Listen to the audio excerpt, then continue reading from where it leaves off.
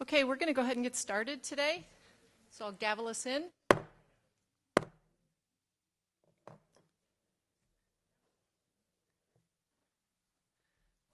And Sandy, you're up.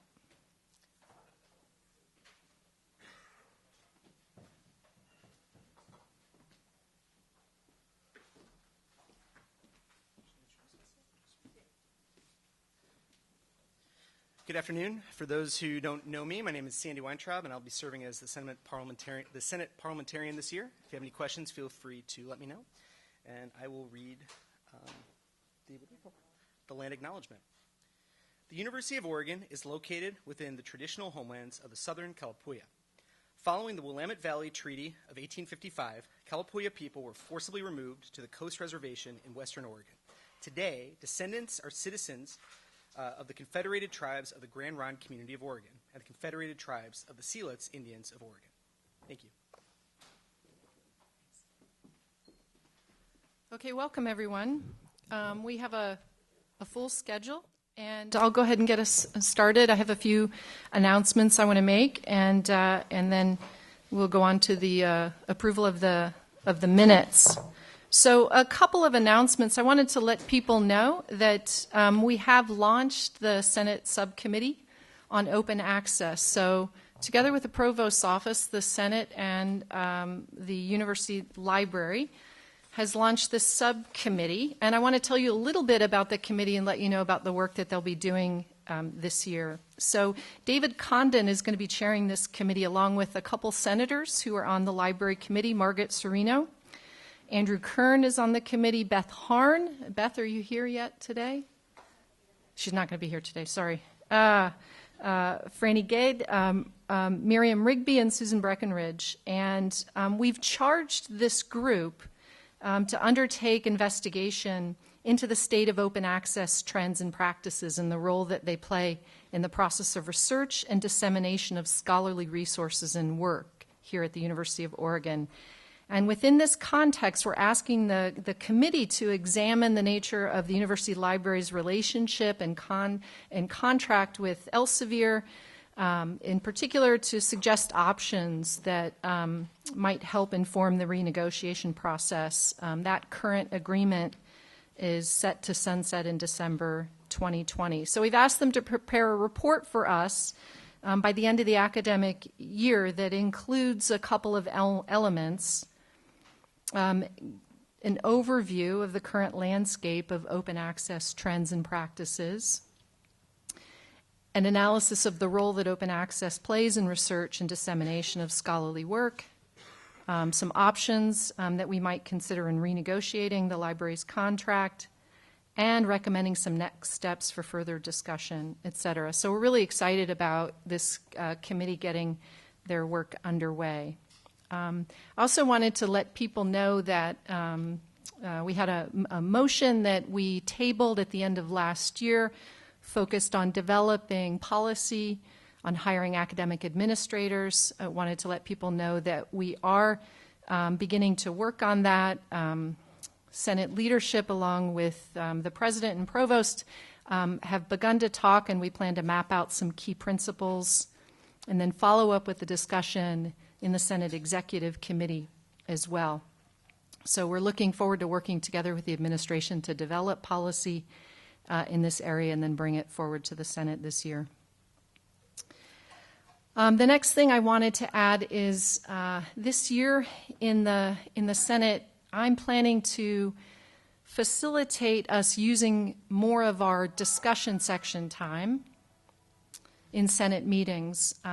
So we've got a section toward the end of our meeting that focuses on discussion, where we have the opportunity to come together, talk about issues, hear each other's views, and what I want people to know is that if you're thinking about topics that are particularly interesting, important to you, important in the realm of academic governance, in the realm of larger university issues, please send us an email. You can send it through the Senate Executive Coordinator email. You can send it to me. You're interested in talking about certain issues, and we'll try to get it into the discussion section of an upcoming Senate meeting. Today, time permitting, we're going to talk about the Committee on Recognizing Our Diverse History.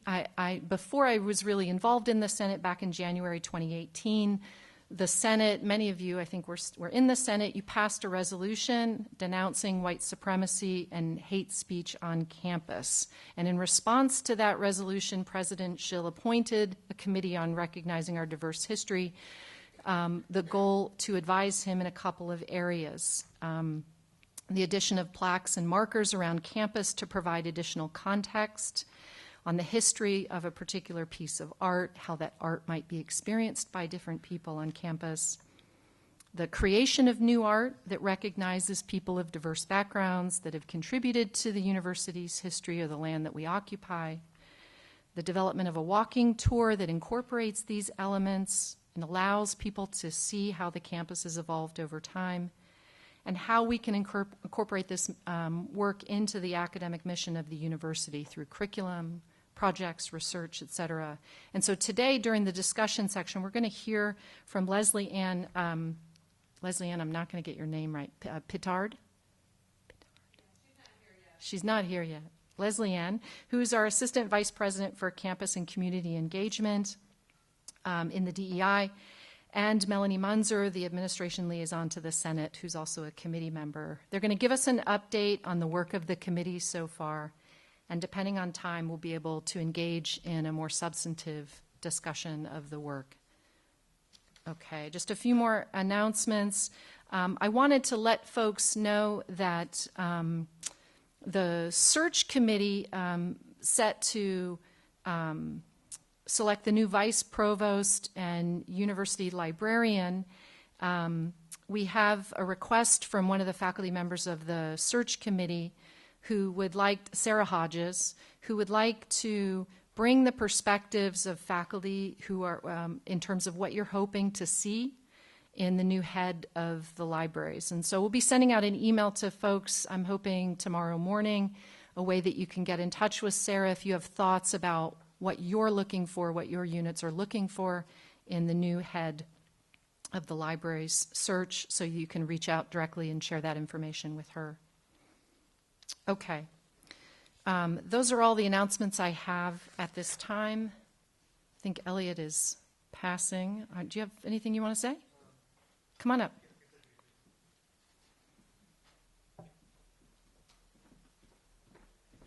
I'll cede most of my time in the interest of the busy agenda, but I just wanted to thank you all for your service on the Senate, and especially in my role as the chair of the Committee on Committees. I thank you for agreeing additionally to almost all of you, if not all of you, have now agreed to be on other committees outside of the Senate, and that these are really important committees, and in fact the way that we have restructured the Senate meeting structure is explicitly to have fewer hours of meeting time with this whole group, but more work actually being done out in the committees, which is where we think a lot of the really important work actually gets done, right? Drafting of the motions, reviewing of documents, things like that then come back to the Senate. So I thank you for that, and just wanted to sort of make myself known as in my role as the chair of the Committee on Committees, that to the extent that you feel that the committee process could be better, could improve through better communication, better documentation, please do provide that feedback to me. That's sort of my goal for the Committee on Committees this year, is to make sure that that whole process of making sure senators get involved in committee work, that the committees are aware of what the Senate is up to, and vice versa, is the primary goal for this year. So any sort of input that you have on that process, I really welcome. So thank you, Elizabeth. Excellent. So turning now to approval of minutes. Are there any corrections to the minutes? Yes, Chris.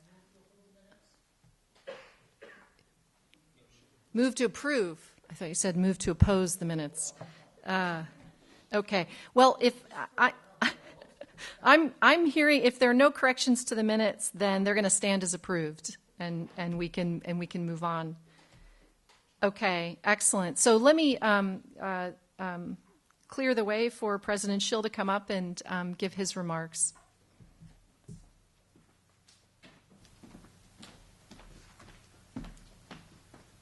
Thank you, Elizabeth, and it's good to be here. This is my first meeting of the year. I'm sorry I missed your first meeting. Just what I'd like to do is go over some of the things that are going on, some news, and then talk a little bit about the year as I see it shaping up with the Senate. And the first thing is, as all of you know, if any of you read my open mic that I recently put out last week about the DACA case that was argued in the Supreme Court yesterday, according to the news reports, it looks like DACA might have rough going in the Supreme Court, so we could be in June without the program. And so one of the things that we will be doing is continuing to work with the AAU and other APLU and other entities of universities, as well as our own Dreamer working group, to make sure that we do whatever we can do to protect our students who are Dreamers, and in particular the students who are recipients of DACA, because we remain committed to them. Now, I want to start with a little bit of some news that's hot off the press, indeed, hot off the press last night. As some of you might remember, when I became president, I think this was around October of 2015, I set a goal of increasing our four-year graduation rate by 10 percentage points by the year 2020. At that time, our rate was 49.9%, and it was an ambitious goal. I didn't really think too much about it in terms. I thought very hard about how important it was to increase it. The number 10 just seemed like a nice round number, although we weren't quite sure how we would get there, and it seemed like it was going to be a very difficult one. So last night we calculated, or the calculations were done, of what our graduation rate, four-year graduation rate was for the students who enrolled in 2015. And we found that we had hit 60.7%, which is a 10.8 point increase. So that is pretty darn good. And I want to just thank Danica Scott. Danica, are you here? I don't see you here. So Danica, who, as all of you know, is heading up undergraduate studies, and her whole division, all of the advisors, and all the faculty members who devoted time in making this happen, but also the Senate. I mean, because this is a joint commitment of all of us, and it's going to take a lot more work going forward because we've increased it 10 percentage points, or a little 10.8 percentage points, doesn't mean that we're done. We took a big jump last year, which was a 3 percentage point increase last year.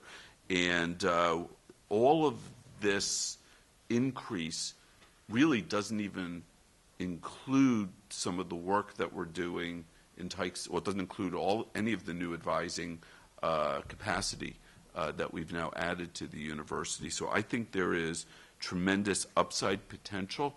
I've learned my lesson, and I'm not going to say the new goal is 10 more points in a certain number of months, but I really am. I remain committed to this, and I know all of you remain committed to increasing our graduation rate, because even at 60.7%, even at 60.7%, we are still not at where if you look at the schools that we call our peers, we're not at that level yet. And we're obviously the best in the state by quite a bit, but we could get better yet. And the more our students are able to graduate in 4 years, the more efficiently they're able to go through the university, the lower cost it is to them, and that's becoming a huge issue. So speaking of Tyson Hall, as all of you know, is now open. We have 23 new academic advisors and 6 career readiness coaches. This new hub for student success is going to be a game changer in how we advise incoming and existing CAS students and how we help them find both their academic paths, but also how we are able to integrate them into careers when they graduate. And then what we saw is in the first few weeks of Tyson opening its doors, really we had students flocking there. And indeed, I talked to some advisors who said, late at night, it's a beautiful building. People wanted to stay in the building.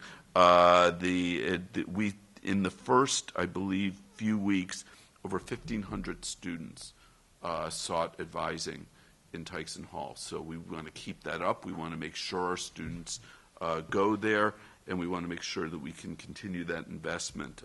And it's something that we're all involved in. So I just saw our new provost walked in the door. I'm excited about Patrick joining us in Johnson Hall. He's full of initiative and vision and lots of good questions, which I don't blame him for. He's challenging me in ways that will help advance our university, and I hope he's challenging all of you too. Together, we are looking forward to making major progress on a number of different initiatives. Let me just name off a few of them.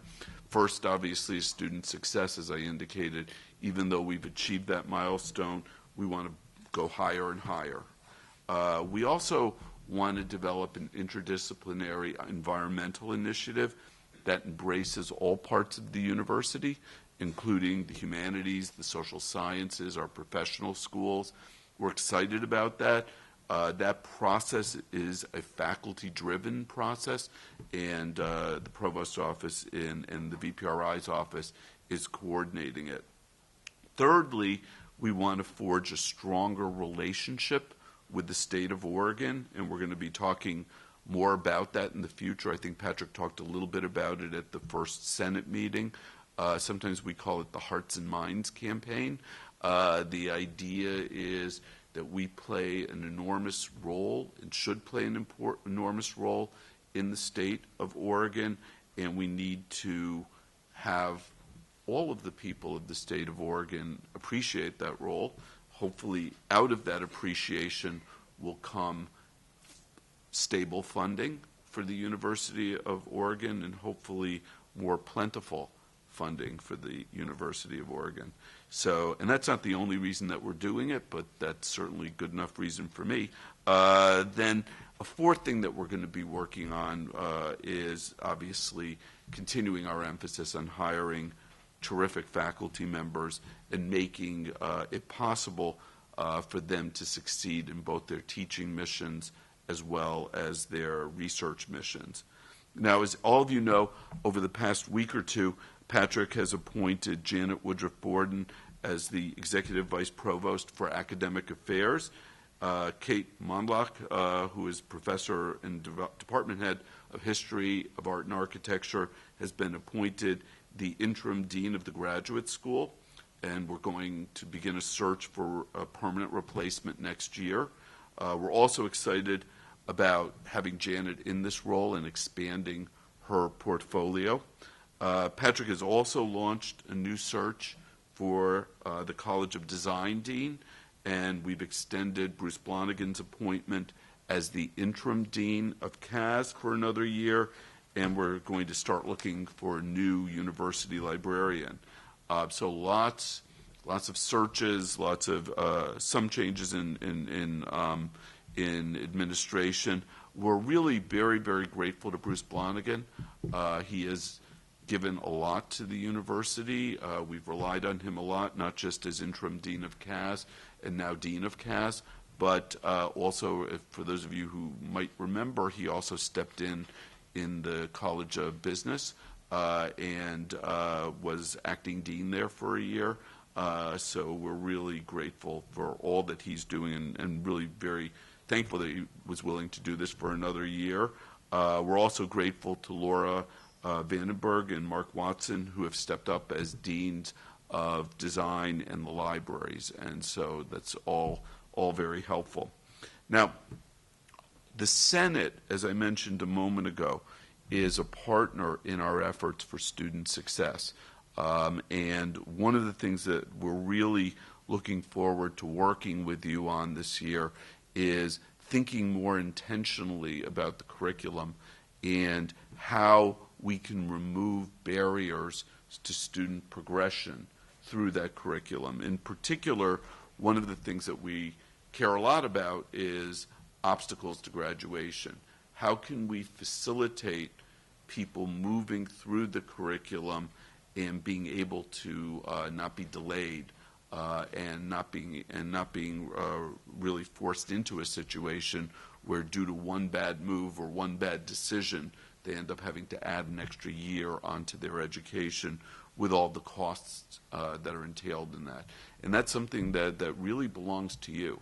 And it's an important role and important function. And we're looking forward to a really good partnership with the Senate on that. Lastly, I just want to mention not lastly, but I want to mention, obviously, for some of you who were there, we had a great opening about a month ago of the Lily Reynolds Parker Black Cultural Center. We're hoping that center becomes the academic, social, and cultural hub for our African American students, for members of the community, and and also other folks who can learn about the role of African Americans in our culture, in our society. It is a very integral part of our student success initiative. That is what the students wanted when they came to me with the idea of the Black Cultural Center, and that's what they still want. And so we're very, very committed to that. If you haven't been over there, go take a look at the Cultural Center, and I hope you all become participants in events and activities at the Cultural Center. Now I mentioned a couple things about the night campus. Those of you who are riding down Franklin, I don't think you can miss it. It's coming up. I just saw they were putting the cladding on it the other day. Pretty soon, it's going to look even more different when they put the second layer of glass on it. It's going to open in June. Bob Goldberg has been very, very active. We've hired already 4 faculty members. We made 4 offers, and all 4 accepted. He's appointed new leadership. He started integrated programming with some of the rest of the university, and he's working on forging relationships that we hope will lead to our first degree in engineering, a degree in bioengineering. One aspect, God bless you, one aspect of the night campus is, and the university as a whole, is forging a stronger relationship with Oregon Health and Science in Portland.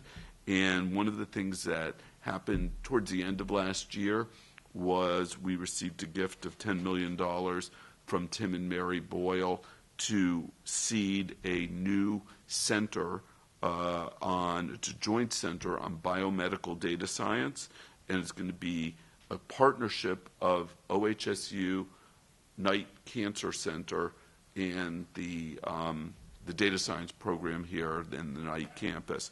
And we're really, really excited. It's going to be devoted to the causes and cures of cancer. And it's going to involve a number of faculty members here, new faculty members that are going to be hired. And so it's an exciting new development, and we're just at the beginning and planning stages of that. And that partnership with OHSU will involve faculty from all over the university, and that is going great guns. We already have, I think, 15 faculty members who are receiving modest amounts of funding to do joint projects with OHSU faculty members, I think. And it's not just in the biological sciences. We have one in philosophy. We have one in architecture. So this is the sort of thing that the whole university can be part of. Let me mention something about enrollment. As the note that came around indicated, this year we welcomed our largest, most academically prepared incoming class in the history of the university. 4,500 incoming students came from across Oregon, the United States, and the world. The GPA was the highest we've had, 3.65 at the median, and an average SAT score of 1,200. It's also one of our most diverse classes in our history, 34% domestic minority students. Now, the increase in enrollment, as you all know, we are trying to increase the size of our student body. One of the reasons that we're looking to increase the size of our student body, is to help us with our budget situation, and this helps. It doesn't solve the problem by a long shot. Like many universities, international enrollment figures have continued to deteriorate, and we're still working through the budget cuts that we announced last year. Many of those cuts will actually not be fully implemented until the end of this year or even beginning of next year. Until then, the university is going to be running central deficits, which is not something I like, but something that we just couldn't implement the cuts fast enough for a variety of reasons, including giving people notice and time to sort of make plans.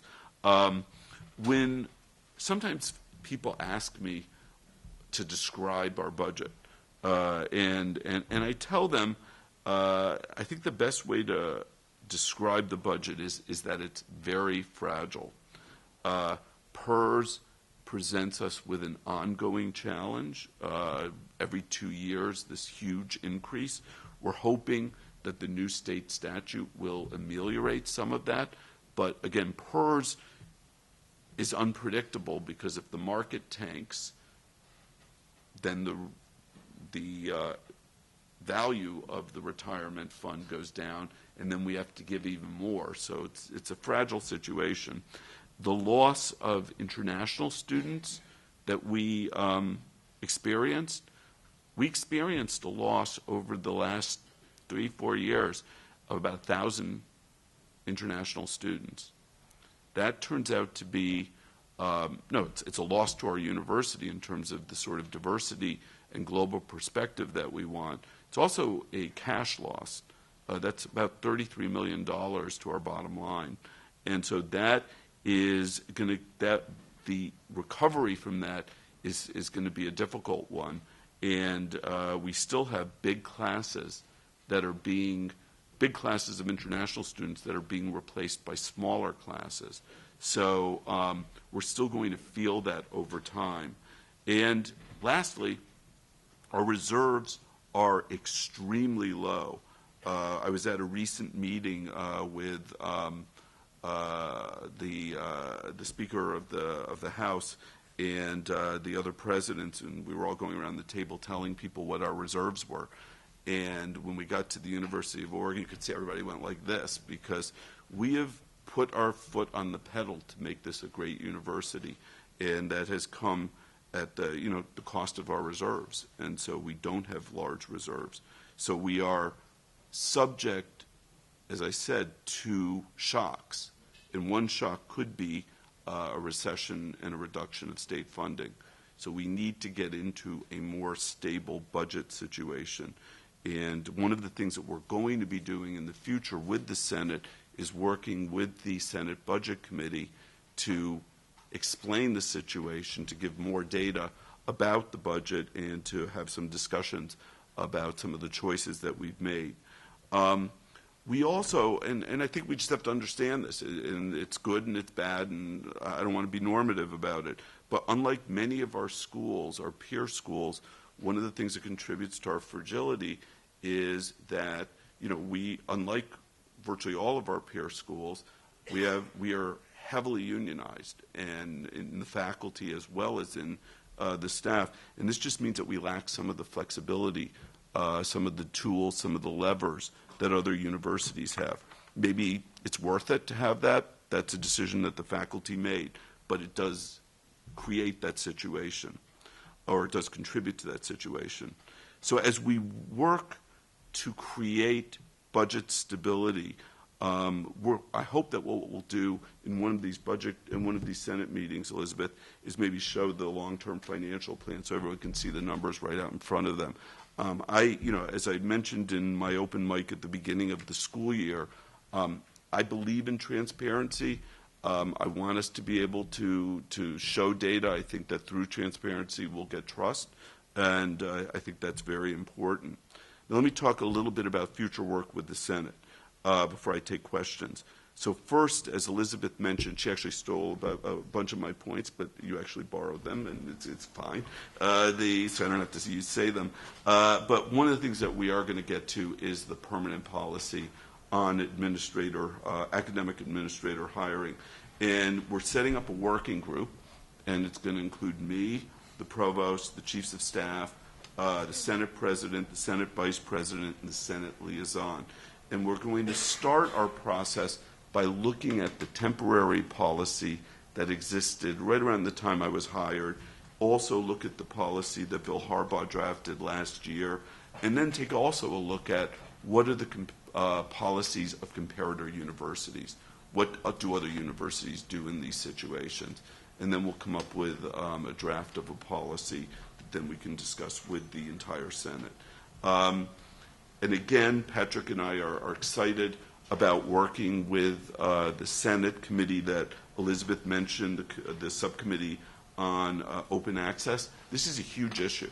And this is an issue where, I can say coming into it, I don't have priors on it. I think it's a hard issue, and it's one that the faculty needs to be behind.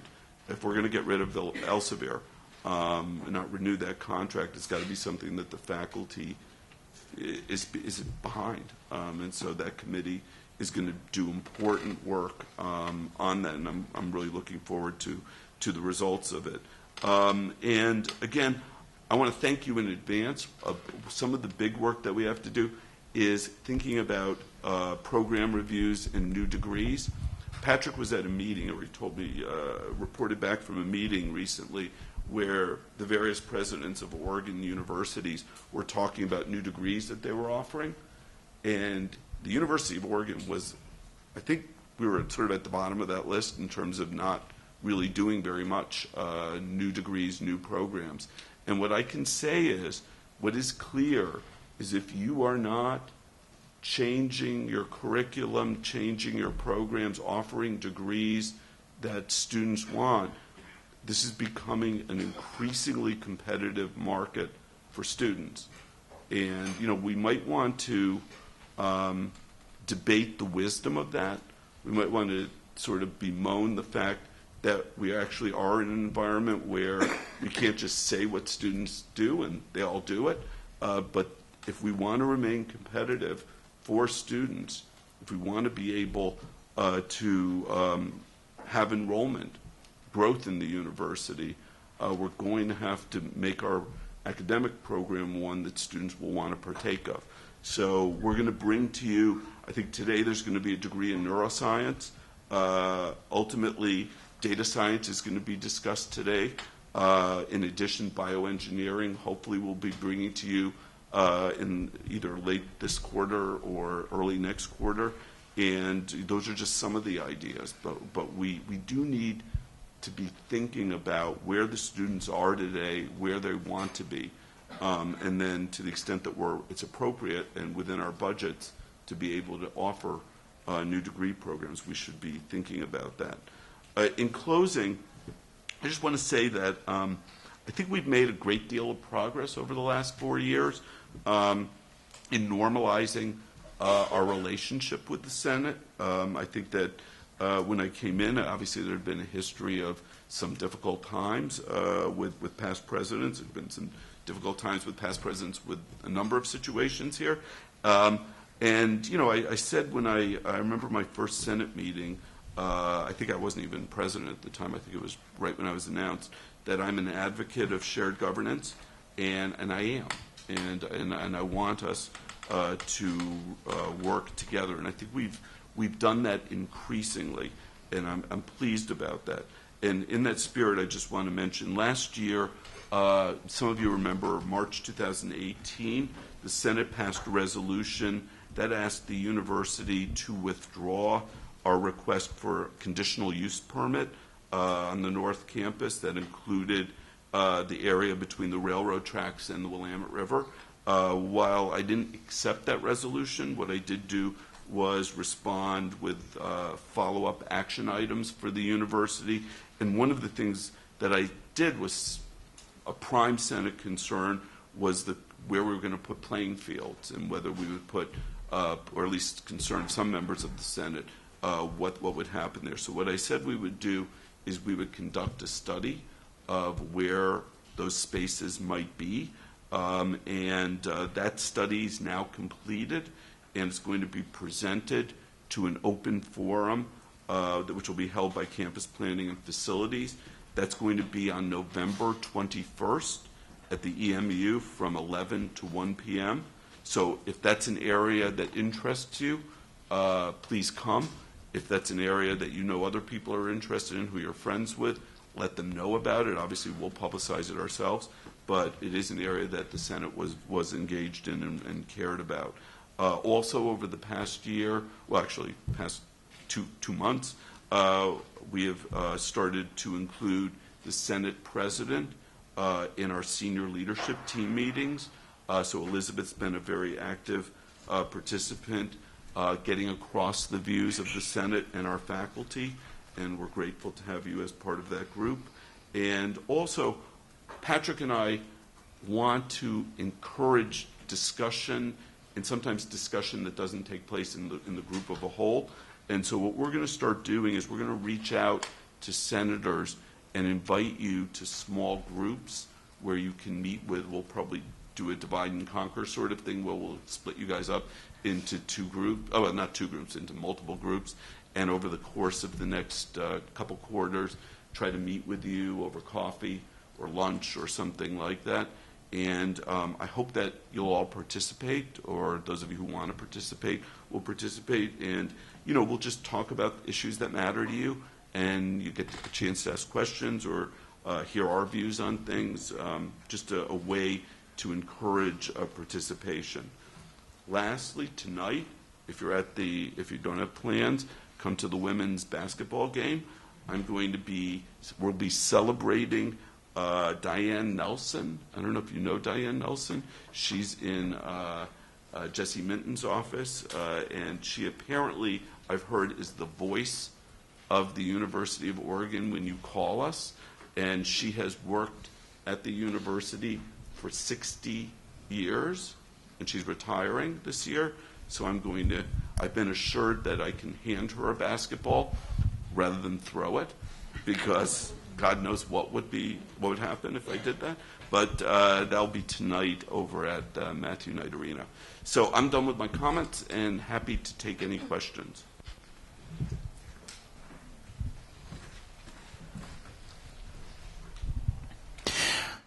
You mentioned other universities in the state and offering new degree programs. Are they sort of all over the map, or are there any general trends that you can describe? So I'll ask Patrick, because he was at the meeting. Sorry to draft you. It's okay. I don't have the list. So this was actually at a provost meeting, and we kind of reviewed the things. And OSU in particular had about a dozen new programs over the last year that were approved by the HEC, and we, I think, had one or two. Are they all over the map? I don't recall exactly what they were, so I can't answer that directly. From discussions, I mean, this is going to be an interesting discussion on campus as we move forward, is we don't want to do this higgledy-piggledy. We want to do it in a strategic way that makes sense for the units, that is motivated by the faculty who want to participate. But also, and this is something that we'll be talking about as we look at our processes together, I think we actually need to use market data when we start making degree programs rather than the hopes and dreams of what might make sense. And so how we start building that kind of analysis into our processes is a discussion that we're just starting to have as well.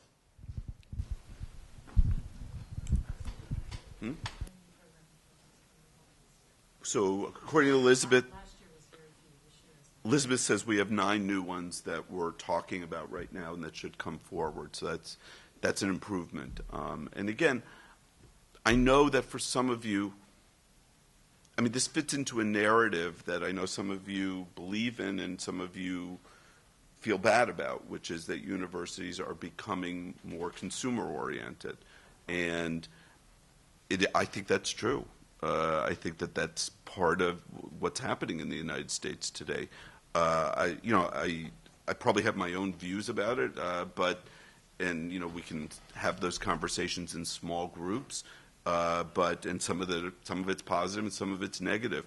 But I think that we can't just sort of go like this and close our eyes and not care about that. I'm not sure anyone would believe that if you care about the long-term stability of the university. And it seems like it might be reasonable that the students who are increasingly very conscious about the money that they're spending for universities should be able to study the things that they think are the things that motivate them and the things that they want to do when they graduate. Other questions? Yes.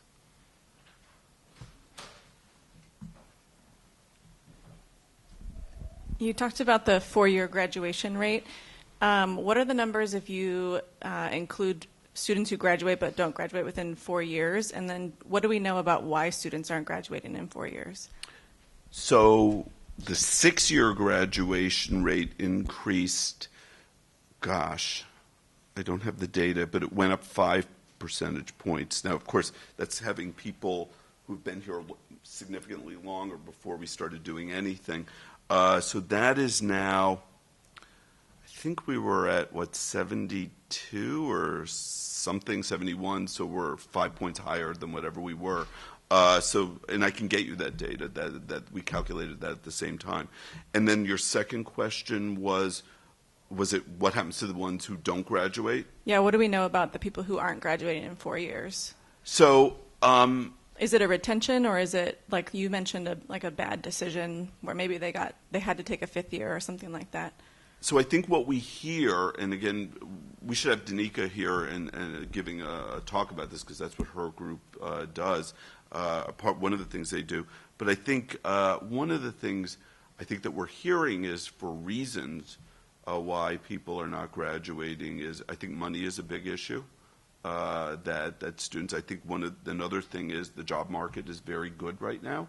So you can, one of the things that, when a recession occurs, whenever that is, on the one hand, it's horrible for the University of Oregon because, God knows how much the state we're always first, we're first to get cut, probably last to be increased.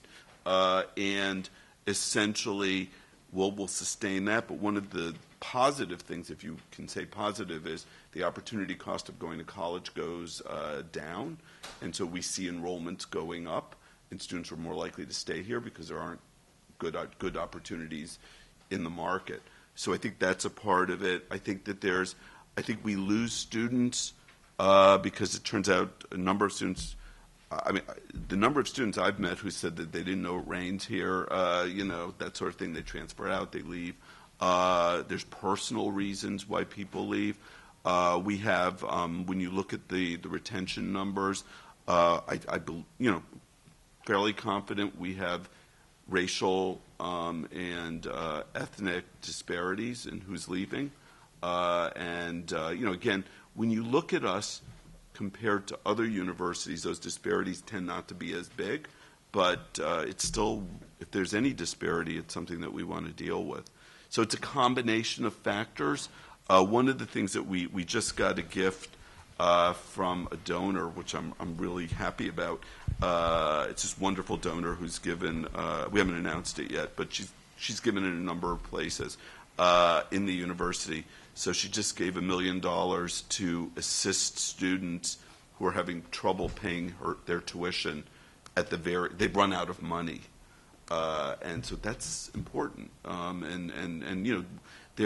There's a whole literature now developing of things that you can do to keep people in, and sometimes it's small amounts of money. Pay your rent 1 month to be able to just make it to the next period to keep you in.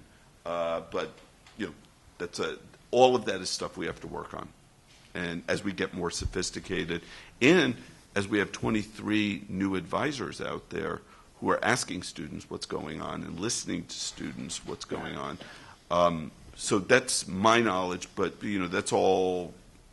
We may have advisors. Are there any advisors in the Senate right now who actually have firsthand experience? Yeah. Oh, I'm sorry. Do you want to add anything to? Right. So, but again, we should get Danica in to talk more about student success because, it's an incredibly important subject, and it's what we're all here for. And it's one of those subjects that, as I said this last year, I think when I was at the Senate, we might disagree about the North Campus. We might disagree about, the Pioneer statue or something like that. But we're not going to disagree about the importance of helping our students graduate and flourish. And so I know that it's something that everybody here wants to make happen. Yes. Robin? They already gave me the mic, sorry. Oh, I'm sorry. Sorry. Oh, there you are. Okay. Yeah, just a quick kind of clarity question, piggybacking off of what Susie was talking about. Are there any tracks or programs that are showing larger numbers of that non-4-year completion rate? I kind of missed that from what you were explaining. So life circumstances, all that kind of thing. But is it program specific as well? Have we looked into that? So I don't know the answer to that. That's a great question because it could be. We know that there's places in the university which create great disappointment for our students. And whether our students take that disappointment and then drop out, or whether they take that disappointment and change majors is part of the question. But frequently when that happens, they lose time, so the cost of education goes up. But, and I'm thinking about the things that you're probably thinking about. Chemistry has issues in terms of progression, math, obviously, pre-business students who sort of come here not in the business school, wanting to be in the business school.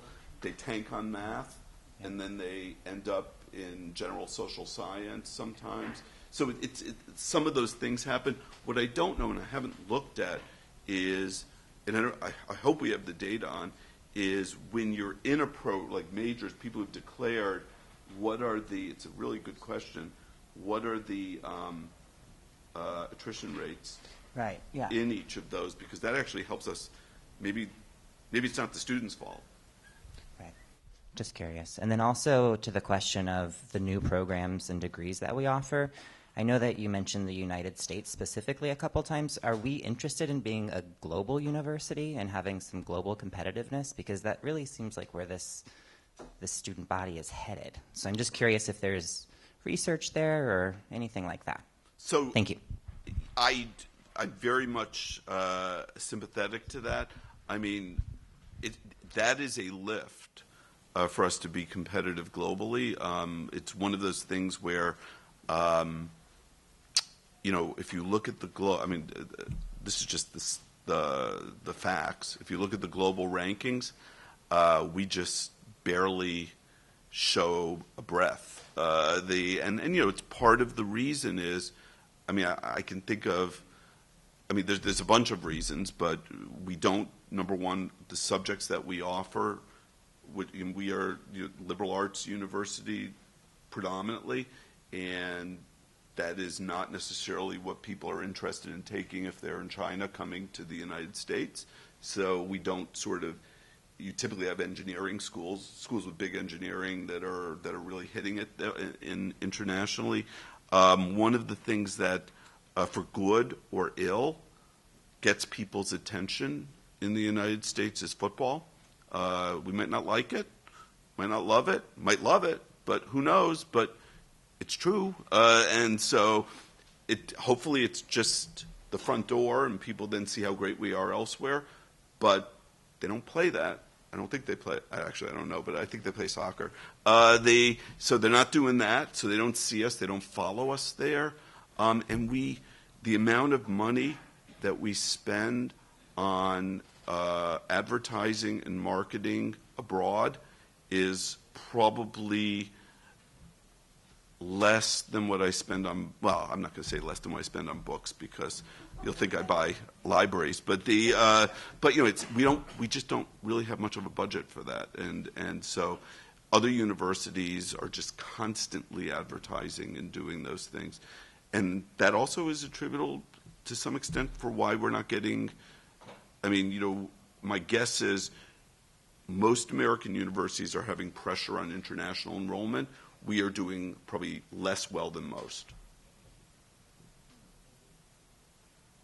Robin? I have a question. In terms of building more and more programs, is there some process to look at kind of balancing the portfolio, making sure that the degree programs that we have are actually meeting demand and things like that? Do we have any sort of general policy to look at that as we invest more in other programs? And I don't like, I know that's not a popular thing to say, but are we also looking at programs that we might need to cut because they don't have the demand? So I know that a couple years ago, we stopped doing formal program reviews because partly the reviews were taking up everybody's time, led to voluminous reports, typically done by friends of the program. I doubt anything was cut, and although I wasn't here, so I don't. That was the critique, and I think that you ask a question that a lot of people ask, and particularly a lot of people with a business background is are you rebalancing constantly? My guess is the answer to that would be we have not cut many programs. Certainly haven't cut many programs when I've been president. I think there was a program in the College of Design in art administration, which we folded in elsewhere. Big controversy when we did that. Patrick, I don't know whether you've only been in the role for three months or so, but have you guys talked about that at all?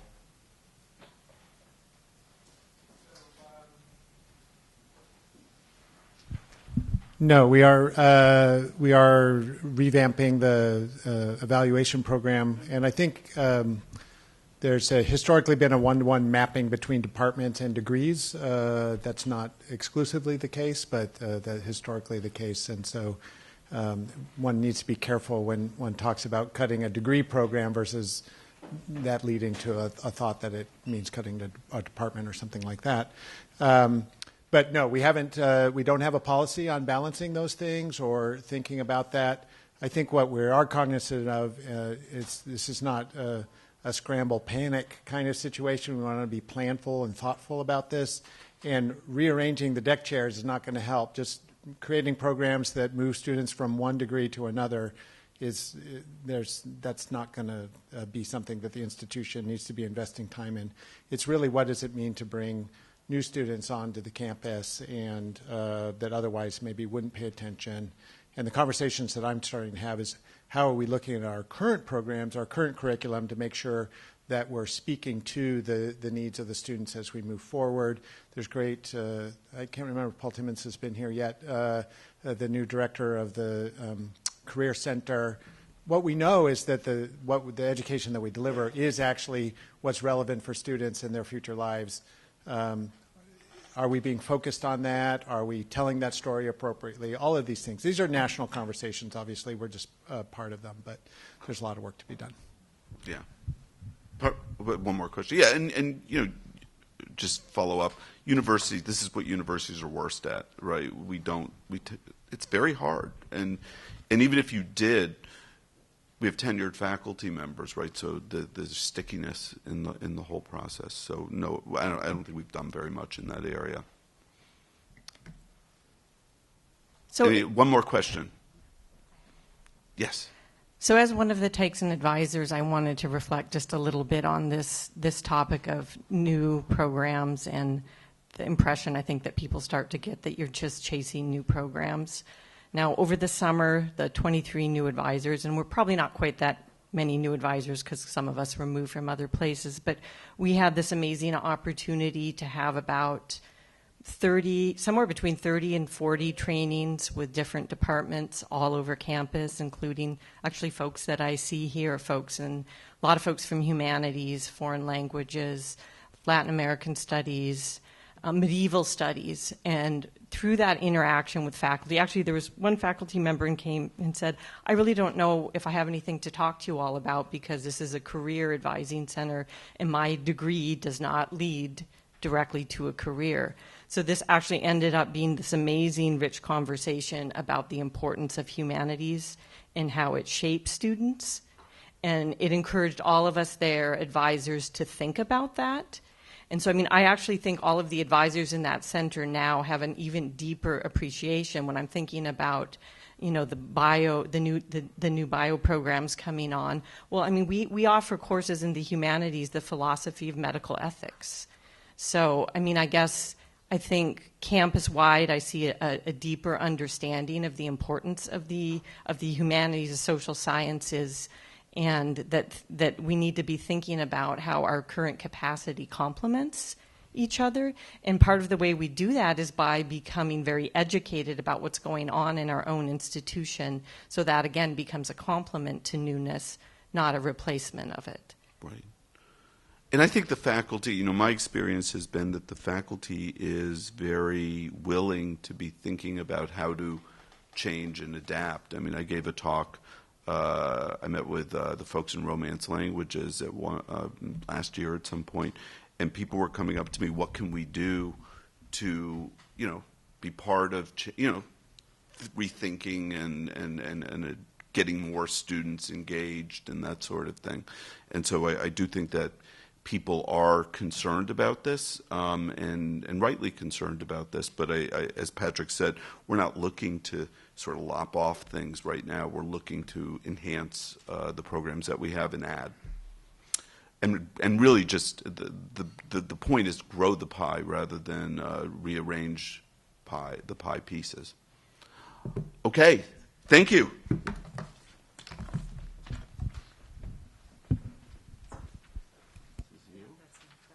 I'm going to leave this with you. And I'm going to sit. All right, thanks.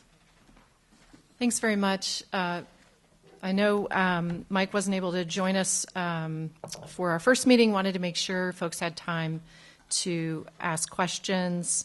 And we'll press on with the next item in our agenda. I wanted to let you know that Tim Gardner, who was actually the first hire in the night campus, was interested in the Senate, wanted to come by. He's actually here. He's not going to take a few minutes to talk with us. I really wanted him to say hi and just introduce himself, talk a little bit about the work he's doing and his interest in actually collaborating across Franklin Boulevard. But in the interest of time, let's go on and get to our new business items. Tim, if you can wave, people can see. Tim, nice guy. Introduce yourself to him. I'm really grateful that he stopped by to see what we're doing here. Okay, so we have an opening on the Senate Budget Committee, and we have one individual who has, I guess, self-nominated for that position. So can we get a motion, I guess, if there's anyone else who wants to self-nominate from the floor? Okay, can we get a nomination, or a motion, sorry, motion. Yes, Bill. Get a mic? Yeah, I want to apologize. Mike Kelman from chemistry, I know he is interested in being on the committee. I don't believe that he's informed people. Does this person have to be a senator? Yes, sir. Okay, never mind. Thank you. Thank you. So do we have a motion? Ali? Chris, thank you. Let's see if Ali's is a question or a comment. Okay, Elizabeth.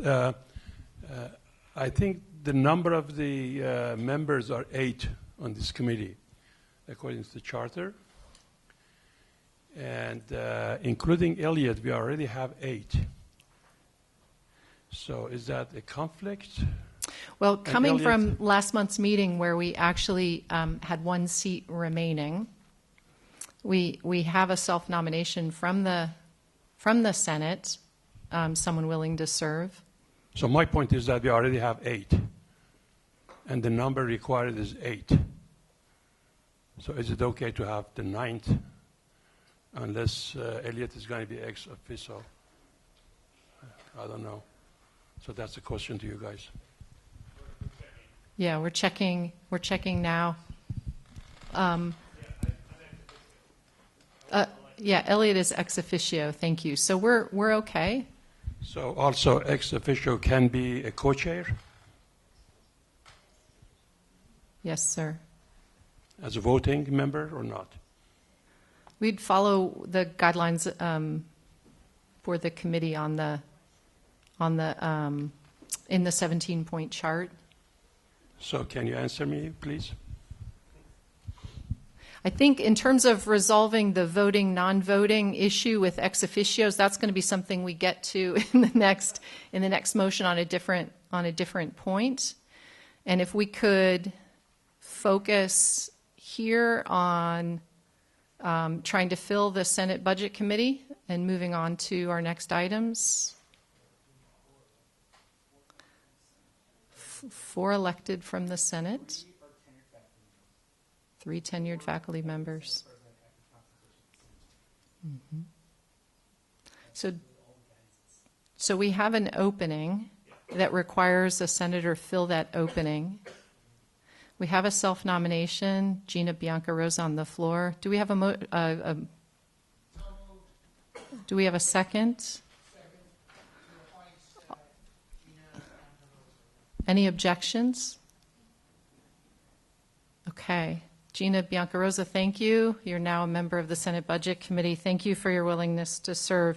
And Ali, we'll make sure that we talk offline afterwards to clarify voting, non-voting. There are some variations across these Senate and Senate-related committees that you're not the first person to raise as concern. And I think we can do some work to try to clarify and even potentially achieve some consistency. I know folks are concerned about that. Okay, moving on to the next motion. Bettina, can you pop that up?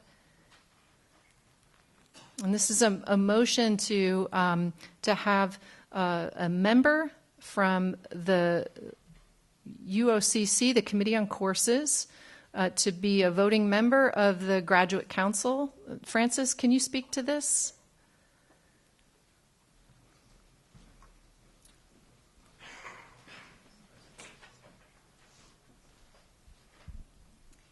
When this was originally proposed, that is to put a ex officio for the UOCC or designee on grad council to be the same as the representative that sits on undergrad council and core ed council, the original intent was to have that person voting. And thanks to the wonderful Michelle who's sitting next to me, reminded me that Robert's rules states that ex officio members, they should vote unless they're excluded by the bylaws if they fit the criteria for that committee. And that's what we originally intended, or certainly I intended when we originally had the conversations about putting a USCC rep on grad council. But as written, when it was put in, it said non-voting. So the request was to move it to voting, to make it consistent with all the others and to follow the general practice. Can you talk about the substantive reasons why it Yes. seems useful and important to have a committee? So, for example, if grad council is, let's say, hypothetically, as what happened a couple of years ago, when grad council was reviewing and approving a proposal for a graduate program which had requirements in it. The requirements included unregularized classes, which is not allowed within our policy, that we tried to object with grad council but were overruled. At that time, we did not have a voting position on the council. So, in other words, we're trying to put in our voice. We're not trying to hinder anything, but just to make sure everything follows the policies and procedures and to help them through the policies and procedures. And without a voice and a voting voice, that becomes a little bit harder to do. So it's basically, the goal here is not to do anything, but just to make sure that the policies are followed. And in that particular case, I don't lose my vacation having to come in and pull things out of the curriculum report and go back and make sure the policies are followed. So Okay, thank you. Just sort of be that gatekeeper that we have to be for following policy and helping through the policies, right? Our goal is not to say the policy says this, you can't do it. We're like, this is how you go through the gates to do this policy. Okay, thank you. Discussion. Can I call the question? All those in favor of making the UOCC chair designee a voting member of the grad council? Thank you. And all opposed? Okay, the motion passes. Thank you. Bill, do you gavel when you pass a motion? Yeah, okay, good. Okay. All right. I'm very pleased to move on to our next item of business. Before I do, this is a vote on a new program proposal, a bachelor's in neuroscience. And our colleagues, Nicole Dudakovic, Phil Washburn, are here to talk about the program, answer any questions people have. I just want to give a big shout out to the members of the CAS Curriculum Committee who were reviewing this proposal, I think even before the term began or right as the term was beginning, gave good feedback. And then the proposal moved on to the undergraduate committee. I have to say I'm learning a lot about the academic program proposal process. And the undergraduate council, I think, is doing amazing work in, you look at the materials that are linked to the motion online, you'll see the extensive feedback and the extensive responding that the program developers have engaged in to create a really strong program proposal that comes to us today. So I know you've been getting emails from us as the agenda goes out. With our meeting less frequently, we really, really encourage you to take the time, look through the program proposal materials in addition to just the motion. Take some time to look at the back and forth and get a good sense of the kind of feedback and the extent of feedback that's been given and responded to along the way. And with that, so some of our colleagues are here. I'd like to thank you all for your work. You're very busy this year with many programs coming through the process on the graduate side and the undergraduate side. Nicole and Phil, if you want to come on up and take the floor. Do I need to put the motion on the floor here? Not yet. Okay.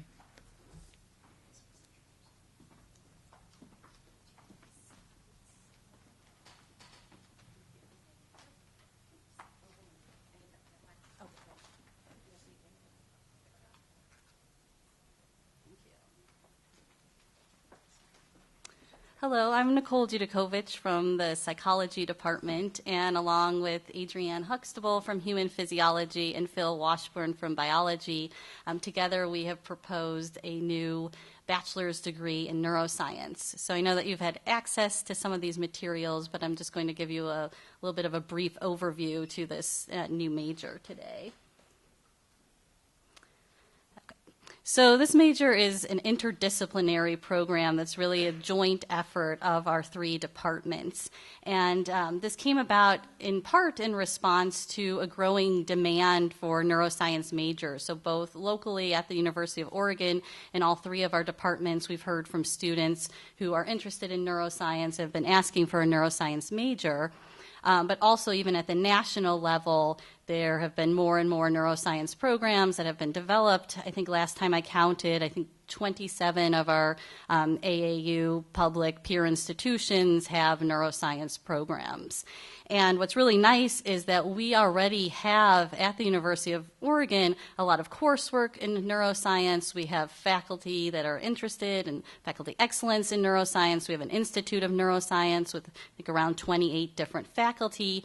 So our major proposal makes use of this existing groundwork that we have, using these existing courses and existing faculty. So the way that the major would be organized, it would not be housed in any of these three departments. Instead, again, because it's this interdisciplinary effort, we will have a steering committee with one member from each of our three departments on it. Advising would be done, primarily a routine advising done by Tykeson, and then there will be a program director who would be the Tykeson liaison, would be dealing with things like petitions, academic exceptions, and then the steering committee would be there to interface with the three different departments. Again, because we are currently relying on existing coursework, in the short term, we don't really need many new resources to make this program happen. The hope is that this will become one of those programs that will actually draw more students to the University of Oregon to become neuroscience majors. At that point, we would need to be able to fund extra instruction, and the College of Arts and Sciences has indicated a commitment to funding that extra instruction, sort of under the assumption that those additional credit hours that we'd be bringing in would be helping to fund this. So the neuroscience major students, it's a bachelor's degree. They could get a bachelor's of arts or a bachelor of science. It's 104 to 107 credits. The reason why that is variable is because it depends on whether students take a general biology sequence with 4 credit courses or an honors biology with 5 credit courses. And because this has come up a couple of times, I just wanted to show how this compares to the sort of the 3 component majors. So it's in line, similar to what you see for biology and human physiology majors, obviously considerably more credits than for psychology. And then our hope, again, is that if this passes through, that this would become effective in the next academic year, so effective in 2020. So just to give you an idea of what the coursework looks like and how this might fall across the 4 years of a student here. In the first year, students would be taking some of these natural science foundation courses, so things like the general chemistry sequence. They have to take either chemistry lab or physics lab. They'd be taking calculus and any other preceding math courses, and then mind and brain from psychology.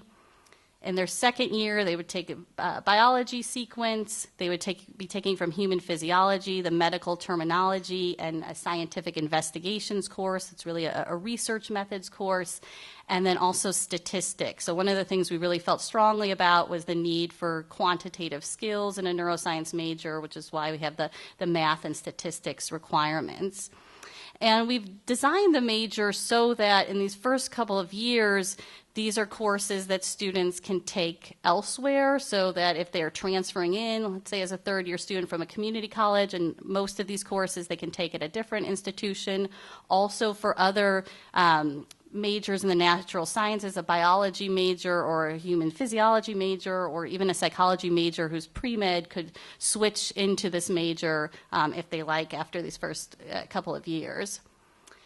So in the third year, we have what we're calling our core neuroscience sequence, which again is existing courses that we have. So neuroscience can be studied at different levels of inquiry. So broadly, it can be divided up into more of a molecular cellular level, a systems level, and more of a cognitive level. So the core courses reflect those different levels. So the human physiology courses are approaching it at a systems level, biopsychology at a cognitive level, and then neurobiology at a more cellular and molecular level. And then another kind of important component of this major is that another thing we felt very strongly about is that students get research experience or experience with advanced skills coursework. So we're requiring 8 credits of either research experience where they're working in a faculty member, neuroscience faculty member's lab, or they're taking advanced skills courses, computational courses, or participating in a seminar series where they're getting to hear talks by outside speakers, reading their papers, and participating as a cohort through that. And then in the last year, students would be taking upper division neuroscience electives from our 3 different departments. Again, we have those binned into those 3 areas, molecular, cellular, systems, and cognitive, where they have to take at least 1 from each of those areas, 16 credits total, and they would be continuing to take some of these research experiences and advanced skills coursework. So in terms of what a degree in neuroscience would provide for students, again, we're really fortunate that here we already have existing coursework in neuroscience, and then these majors would get to experience it across our 3 different departments, leaving them with really strong content knowledge in neuroscience across these different levels of inquiry. Obviously, hopefully any major in natural science, students will leave with skills in scientific literacy. That neuroscience should be no different. And again, it has the nice component of really getting to study a variety of different natural sciences. Again, our majors really emphasizing these laboratory research skills and the research experience. Critical thinking skills that students will get through our upper division neuroscience electives. Another emphasis is these quantitative and analytical skills, again, by requiring courses in statistics and these advanced skills courses. And then we're also hoping through these advanced electives, students not only will become scientifically literate, but they'll also get practice in actually communicating about scientific research. And then in terms of these career paths for these neuroscience majors, one sort of obvious path would be for somebody to continue on in an academic research career. And to be honest, in designing this major, we were thinking a lot about, what would an ideal graduate student in neuroscience, what skills would they come in with? And we believe that those are similar skills that would also serve them well in other domains and industry as well. So this is also an obvious fit for somebody who's interested in health professions, particularly somebody more interested in neurology or diseases of the nervous system as well. If somebody could go into the private sector, so biotech companies, pharmaceutical companies, government agencies, so things like NIH or CDC that again have branches that deal with neurological diseases, even agencies that really want people that have experience with understanding human mind, human behavior, scientific editor, journalist, artificial intelligence, particularly in thinking of brain-machine interfaces, and then also jobs in big data, so having people that have quantitative skills but also have this experience with understanding how humans behave and interact as well. So that was what I had prepared. I don't know if Adrienne or Phil wants to add anything. I think we just take questions from the floor.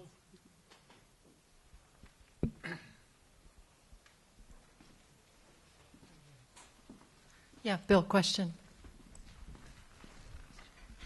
So I asked this at the Senate exec, and I apologize, I just haven't really studied it. But I'm looking at the last 2 of those, AI and big data, and I'm thinking of my own students who've gone into those kinds of jobs and have worked for me in my lab, and they've had substantial computing experience. I mean, mostly they're either CS minors or majors, or they're self-taught. And so I'm just hoping you could explain how it would be possible to get that experience also as part of this degree, or whether it would be required or whether it would be an optional add-on.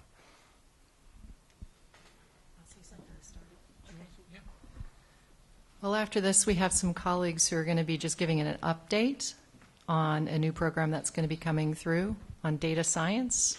And so I'm thinking outside of the expertise, double majoring is an interesting opportunity, but So there's a number of courses that are in the electives, one at MATLAB and then other computing courses on R and Python. I also think that by conducting research in the labs, they'll also gain significant experience in programming, because I'd say 60% of the labs in neuroscience use that as a standard technique now.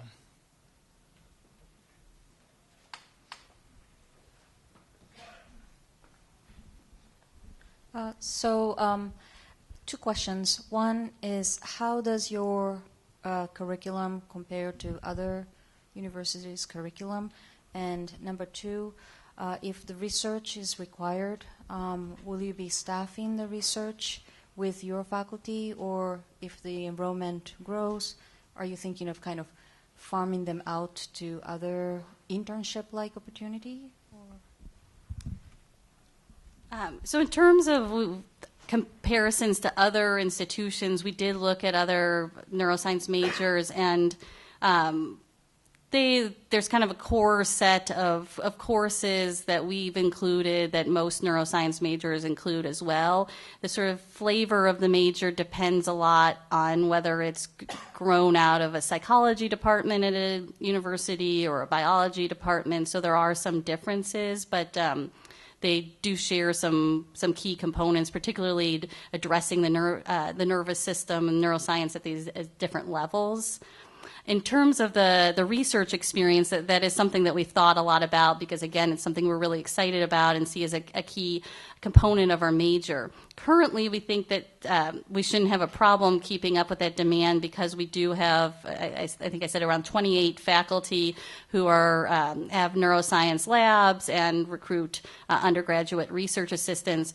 But the reason why we also are giving other options, such as taking some of these advanced computational courses and participating in the neuroscience seminar series through the biology department, is because we may encounter the good problem of having kind of more majors, and at that point we might have to kind of reevaluate that. But I think also with the data science program coming on, there may be some coursework in that we could also add to this sort of advanced skills research experience bucket.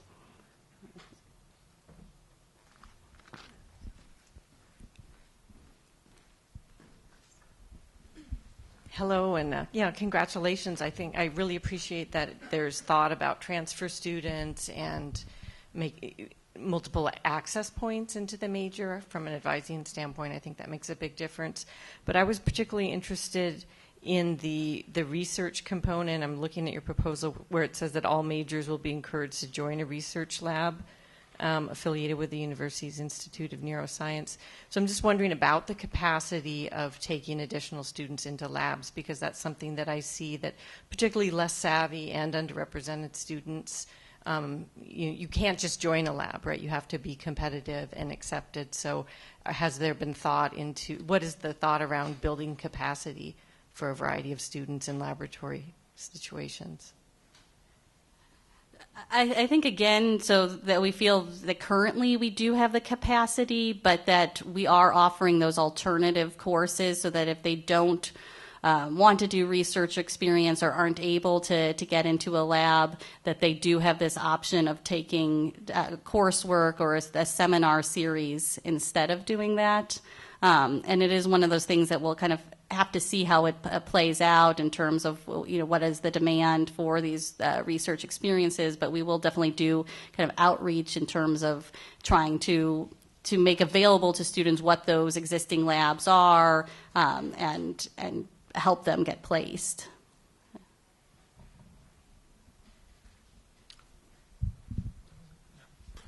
Thank you very much.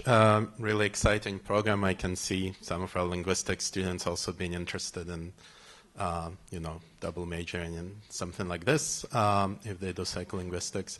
My one question, looking at the honors criteria, I noticed that you say that the honors thesis would be supervised by a faculty member and either a faculty member, postdoc, or a PhD student. This seems a little unusual to me, and I wonder if that is common, to have PhD students also supervise honors thesis, and what would happen if both of these people, for example, are from the same lab, so they're in a supervisory relationship to each other and are not independent necessarily? So I'd say in most of our departments, it's quite common to have a faculty supervisor and then another student that's still in the same lab that's their primary point of contact. So there's the student-to-student sort of learning that happens. So they usually do end up being within the same lab, and then there's another committee member that's external to the lab group that's also part of their evaluating their honors thesis. And so it ends up being beneficial for multiple people within a lab, but there's still a continuity check with other people that are outside the lab. So, and whether it's a grad student or postdoc really depends on the individual lab structure.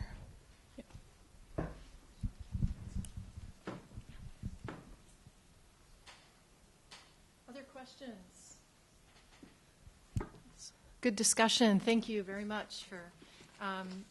Can I get a motion? Or we have a motion, sorry, with the language. It's not a strength of mine. I have other strengths. What am I asking for? I made a motion. Was it moved from a committee, or you can't motion it as the president? Thank you. Let's not get bogged down in my inadequacies. Chris, are you going to? I can move it. You can move it. Thank you, Edward. And we've got a second back there. Yeah, undergraduate councils forwarded it to us. Thank you. I'll work on my language. I mean, I think the process that we're relating, the way that we're relating is so much more important as long as we stay within our most important rules, I think. We've got it on the floor. Any more discussion? Bill.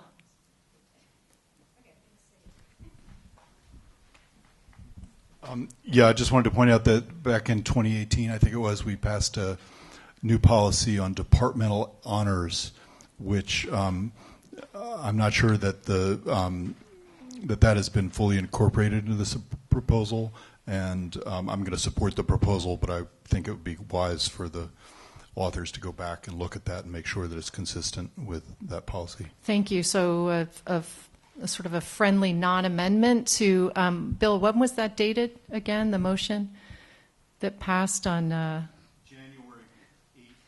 January 8th, 2018, January 2019, some slight, I think, improvements in strengthening the department honors procedures. Good. Francis, do you have a thought? We have one mic roaming. So we were just having a side conversation, and I'm not sure because I'm still trying to think through the perspective of having PhD students in a supervisory role on an honors thesis. If they're not a GE, I'm not sure what that is. So all I'm going to say is to make sure that whatever procedure or policy they have that involves graduate students in this process, that they follow the current policies for the functioning and appliement of credit and grades. Right? So, yeah.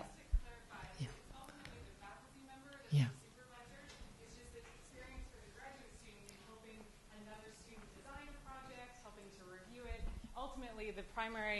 The primary advisor is still the faculty member. It's just allowing a graduate student or postdoc to participate in a more supervisory role. But the ultimate point of contact is still going to be a faculty member. Right, I'm fine with the interaction, but the grad school is very clear on the policy of involvement of any role that a graduate student plays in any sort of, with any other student, that they don't fulfill any duty that would normally fall to a GE.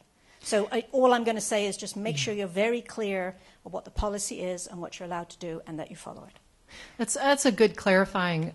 It's a good clarifying process, and I know there are a number of pockets on campus where you have the faculty member is the, if you will, instructor of record, and then you have this tiered mentoring set of relationships where advanced graduate students and postdocs are gaining experience in mentoring and supporting the process. I understand. Yeah. The GTFF agreement is that we're very clear that graduate students or no other individual fulfills a role that would normally be a compensated role for a GE, right? So just make sure everybody's clear.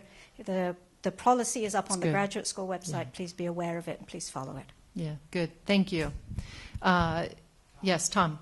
Just to support what Francis said, because this relates to the university committee on courses. The trouble comes in when a student is taking a course for credit.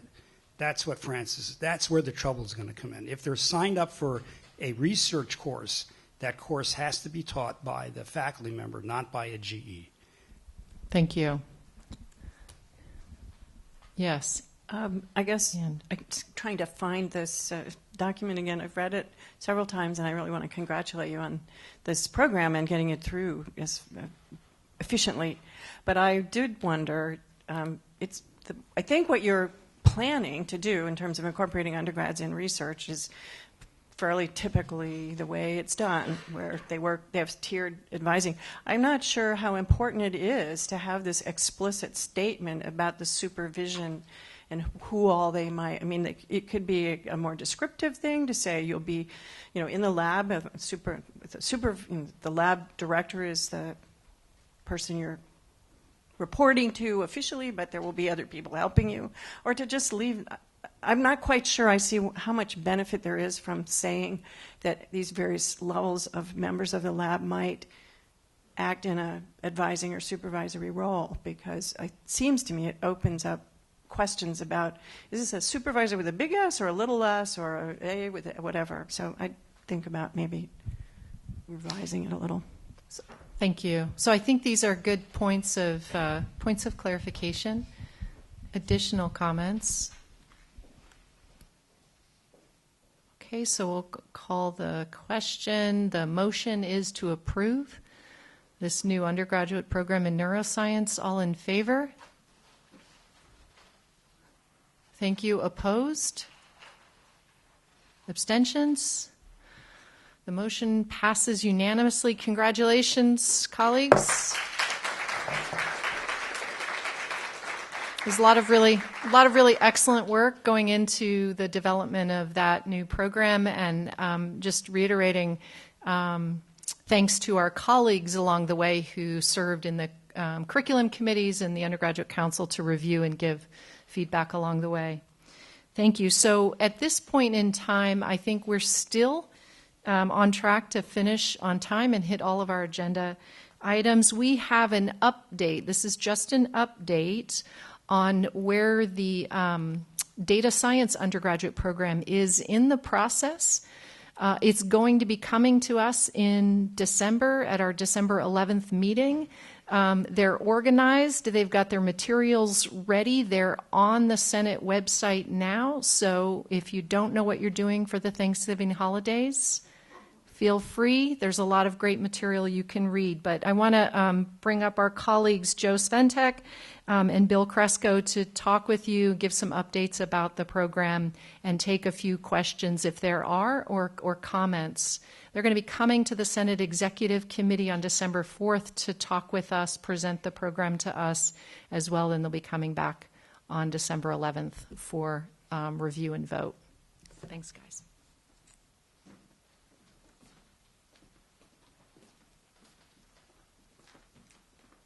Great. Thank you, Elizabeth. And so I'm Bill Kresko. I'm coming to you as the Executive Director of the Presidential Initiative in Data Science, and with me is Joe Sventek in his role as the Deputy Director of Data Science, and also is the key leader of the effort that we'll actually introduce today and then come back and talk with you about in more detail after you've had your fun over at the Thanksgiving holidays reading all about data science.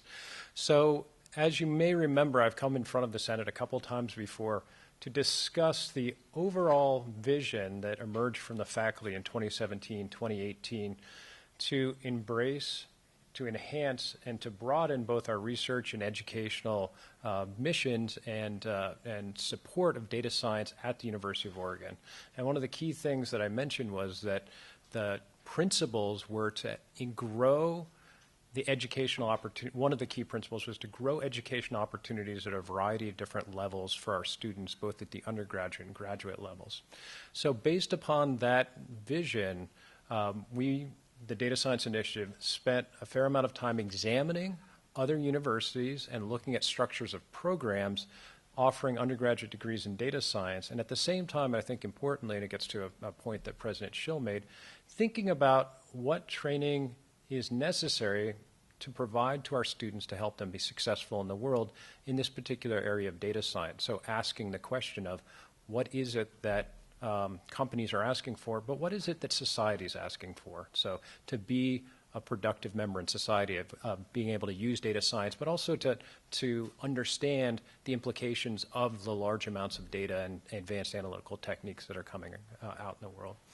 So based upon that, we put together a preliminary proposal that Joe will actually tell you the structure of here in a second. And our goal today, as Elizabeth said, is to introduce the core components of the program and degree proposal that will help guide your reading over the next bit before we come back.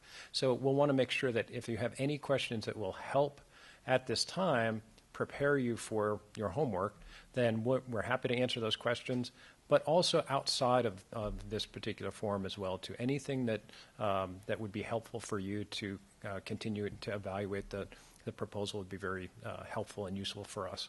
Because one thing that I will point out, and I'd actually like to do a shout out as well too, is that this process has been challenging. It's hard to develop a new program and a new degree, but it's actually been really edifying in my own experience, because there's been a lot of good back and forth and very productive with our colleagues in different departments discussing what it might look like to develop a new data science degree, plus tracks and emphasis areas in the data science degree, but also how could developing that degree encourage the applications of data science in disciplines across campus. And I think that we've come up with a core set of ideas that will allow both so-called data science plus domain in what you'll hear about in the proposal, but also encourage domains adding data science across the institution, including potential dual degrees, as Elizabeth mentioned, with respect to neuroscience, but a variety of other programs. So what's happened over the last few months is we've gone through conversations with colleagues in key departments, thinking about the addition and modification of courses in a variety of different existing units. So, for example, computer science and mathematics are key players in thinking about courses that can be utilized in the degree. But addition of new courses, core courses at the 101 and 102 level in data science, but then emphasis area courses. And again, without going into the details of the whole program now that you'll be able to read about, we'll come back for the December 11th meeting and go into those a little bit more. So the process that we've actually had the proposal been vetted and greatly improved by the College of Arts and Sciences Curriculum Committee, also the Undergraduate Council, and have received approval on both of those. And during that process, there's been a huge amount of back and forth and, frankly, a lot of work that's been even more than I would have expected. And just like when you've had a good review process on a paper and you think, wow, this is how it's supposed to work, it's much better than it was before, that's, I would say, how we're feeling about the proposal right now. So with that, I'll actually turn it over to Joe to describe the structure of the proposal. And I will do one more shout out here to Joe and our colleague Nathan Jacobs, who's actually supported Joe in the effort of gathering information, putting a lot of these materials together with the support of Gretchen Drew, who's the project manager for data science. So those individuals, in collaboration with our colleagues across campus, have really done the large amount of work to put the proposal together. So with that, I'll turn it over to Joe to outline the major structure of the program. Okay, so now for something completely different, because this is kind of a mashup degree in modern parlance. I know I don't look that modern, but so I spent last Christmas holiday looking over, scouring the websites of all 62 of our AAU peers, plus PSU and Oregon State, to add a little more Oregon flavor, looking at degrees that were offered in data science. And there are some undergraduate degrees, there are master's degrees. And I wanted to see what people were doing with undergraduate degrees where there was a strong admixture of domain knowledge. Because in my interactions with people in the Technology Association of Oregon and other potential employees of students that might have a data science degree, they kind of had two choices. They could either hire computer scientists who knew nothing about what they were supposed to be doing it with, or you could hire people that were good in the domain but knew nothing, they were dangerous with computing equipment. So we really wanted to have a nice admixture, strong admixture. It's a very quantitative degree.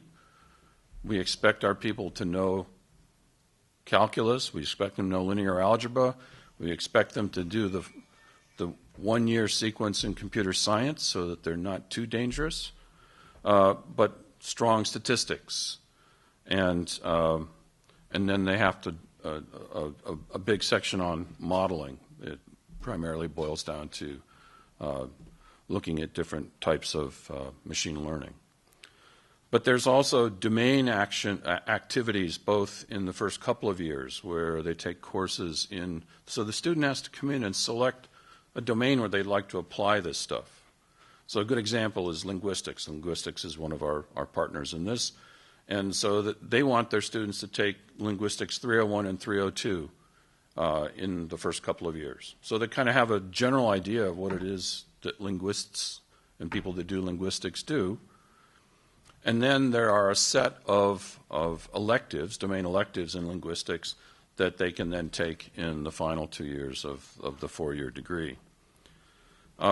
Very strong emphasis in our planning on internships, giving people the opportunity to go out and apply these techniques that they've learned in situ, in companies.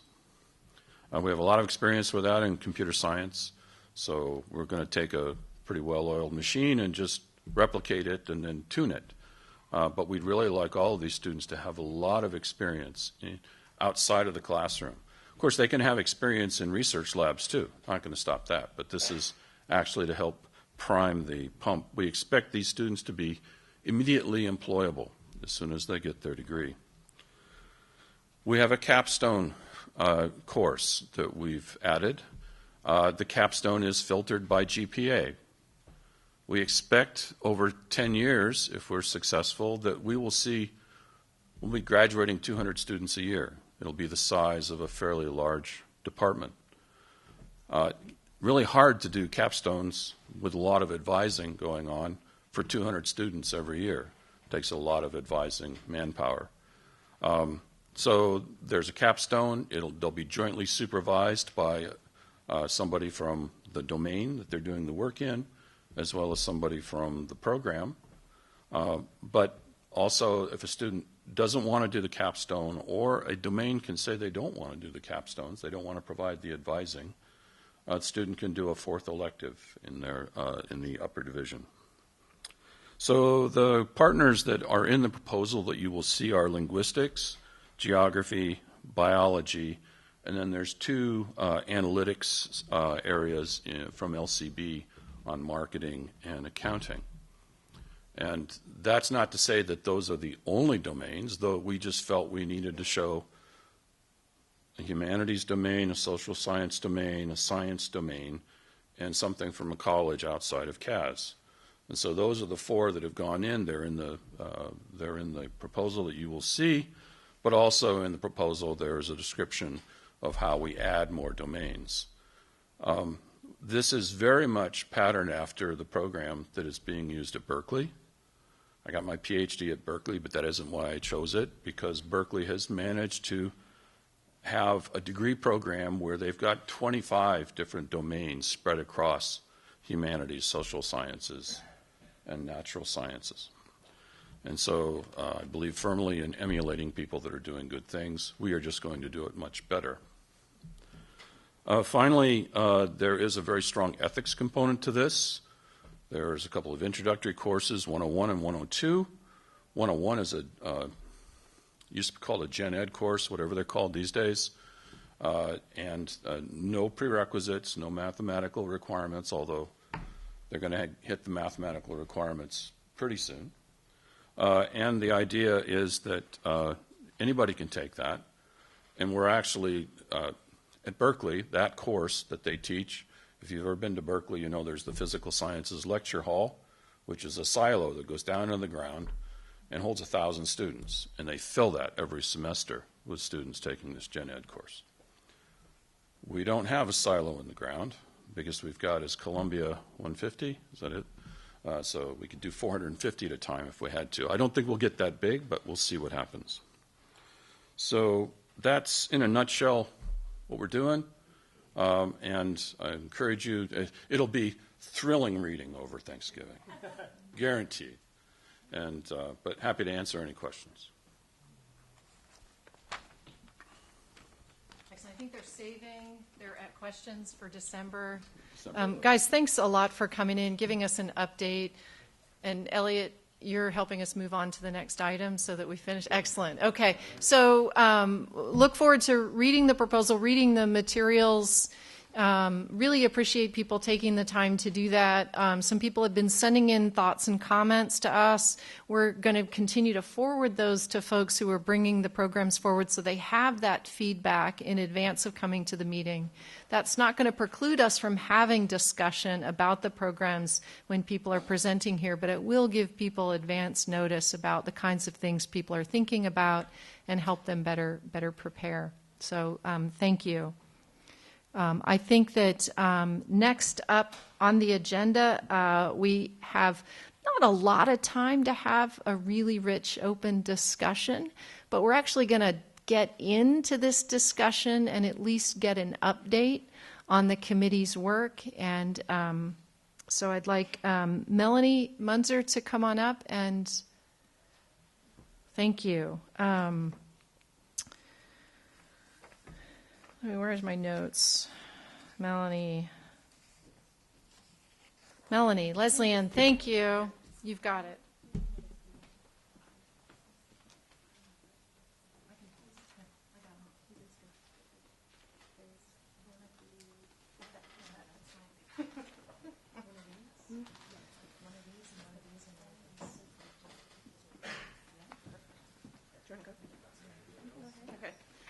I'll get us started, but then I'm going to turn it over to Leslie Ann.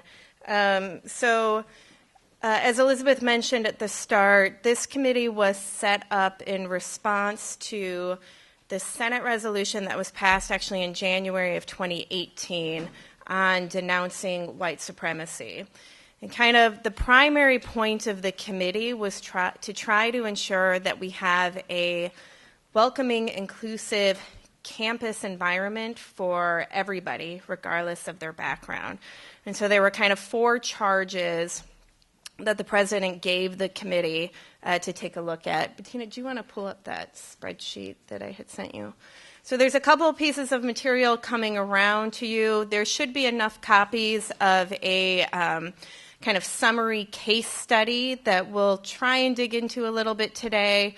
There's a spreadsheet coming around that has what we're calling emerging recommendations, and then there's a few copies of the membership of the committee. We didn't make enough copies of that for everybody, so just kind of scatter those around. And then we'll just kind of give an update. We'll see how much time we maybe have for feedback. We are very open to feedback on anything that's in the documents that we provided you. You should contact me if you would like to kind of dig into this more, either because you feel you have subject matter expertise to offer, or it's just an area of interest that you would like to be more involved in. So again, I'm Melanie Munzer. You can reach out to me, and I'm happy to help get you kind of engaged in it. Now I'm going to turn it over to Leslie Ann to kind of walk through the update. Good afternoon. I recognize we have limited time, so my goal really is to walk you through a couple of our documents, drawing your close attention to our general case study. The case study approach has been a methodology we've been employing throughout our term, really to ensure a consistent way that we're communicating about the work of the committee, let alone providing a consistent way to collect data, insights, and other findings related to the broader question of our work. I know we have a short period of time, but the hope really was to engage you around 4 key things. The first, building off the Senate Resolution US 1718-6 that you passed in 2018, to update you on our efforts, to detail the next steps and maybe answer any questions that you may have. We probably won't have any time really to engage you on recommendation number 4, which deals largely with classrooms, research projects, and other related academic work. So essentially the case study, and I'll just sort of walk through some key points to sort of provide some more context and detail some of the other elements I just mentioned, highlights the Committee on Recognizing Our Diverse History, initially co-chaired by Dean Lively Brooks and Dean Adrian Lim, who departed, of course, in the summer. When Dean Lim departed in the summer, I stepped in to assist Dean and Melanie really to help move the work of the committee from the spring term to really help us solidify what the core recommendations were. You'll notice on the top of the case study there were 4 key areas by which this committee that was established based on your resolution denouncing white supremacy and hate speech had 4 key priorities to provide recommendations around. Number 1, the additions of plaques to be placed on campus buildings, statutes, or artwork that explain the historical context of the state, nation, and institution. The second, to recommend the creation of new statutes or other artwork recognizing people of diverse backgrounds who've contributed to the UO or the land in which it occupies. The third recommendation is around the development of a walking tour guide that allows an individual to see how the campus has evolved over time to reflect the changing political and cultural landscape of the community, state, and nation. And lastly, item 4, which is the area we'd really love to engage more around with you, is how items 1 through 3 can be best incorporated into classroom discussions, projects, research, or other academic work. You'll note below that shows really the approach that the committee leveraged. One of the handouts that you received shares members of the committee, just so you can see the broad range of the 22 persons who helped contribute. We broke into these 3 key benchmarking areas. Roman numeral 1 is really the group created an inventory of existing art, markers, signs, plaques to understand what already exists on campus and how we can obtain additional information for an, in quote, CRDH inventory. There was sort of no one-stop shop spot to go to. So this notion of an inventory became very significant to this effort. The second item that we broke into was a group that created an inventory on existing walking tours on campus and understand what experiences and existing tours already exist and generate ideas for how we can build upon what we already know we have on campus to also potentially expand into virtual maps, campus apps, et cetera. And the third group did benchmarking around exemplar art, projects, or initiatives at other peer institutions. A general conclusion of this work was that there exists no single, again, repository of this information, which limited the visibility of existing efforts and signature initiatives already underway.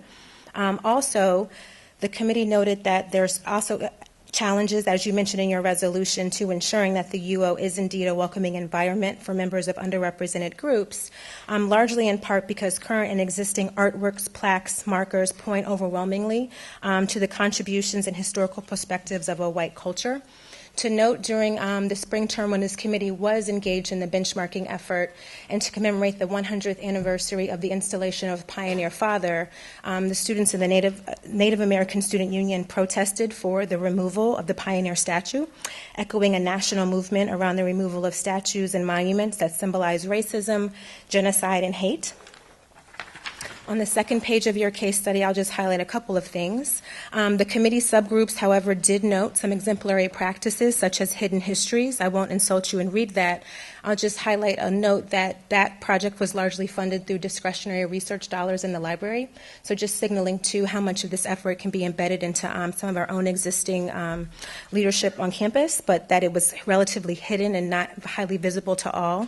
A subgroup of the committee, myself, Melanie, and Dean, worked over the summer to help, again, sort of cull together all the benchmarking efforts to create what's displayed on the screen, as well as you should have a graph of the emerging recommendations, which we'd really would love not only to get your feedback on, to talk more to you about how we're planning to engage members of campus around these key items. Just also want to note with regards to the committee's work that the President believes it's critical for us to learn from our history and not hide it. Therefore, our recommendations did not include or focus on removal or removal of any existing statues on campus, including artwork, statutes, building names. Additionally, recommendations have associated costs, and key partners are required to advance this work. So the committee went on ahead and tried to identify key resources and partners that could help implement and execute some of the recommendations identified. To note, over the summer, this work was also receiving partnership additionally from the Office of the Provost, as well as the Division of Equity and Inclusion. Ideally, implementation of these emerging recommendations would engage collaboratively students, faculty, staff from across units, schools, and campus to further embolden our academic mission. So much of what you see on the committee recommendations are these interesting subsets of different types of campus members. How might a classroom project engage with creating an episodic set of campus banners that might reflect classroom work? So that just sort of details an example of sort of the interdisciplinary nature of some of the recommendations in front of you.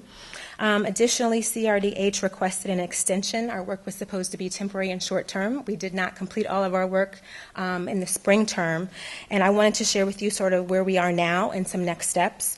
The first piece really is we need to determine how best to meet recommendation number 4. We have engaged with Patrick and some of our other colleagues around the academic leadership team, but that still remains an opportunity area to engage further. Integrate CDRH and campus diversity action plans based on the I pillar.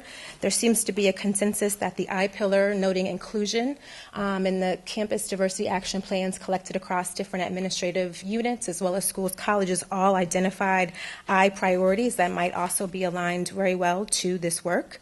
Thirdly, or item C, it's critical for us to engage with key campus partners around these emerging recommendations, which are detailed even further in Appendix D. Again, we've talked to some key folks and wanted to share with you some of the insights that were generated by some of these key shareholder groups, which include student groups, which we have not done, but they are absolutely a priority, given that they have helped us raise and amplify some of these key issues.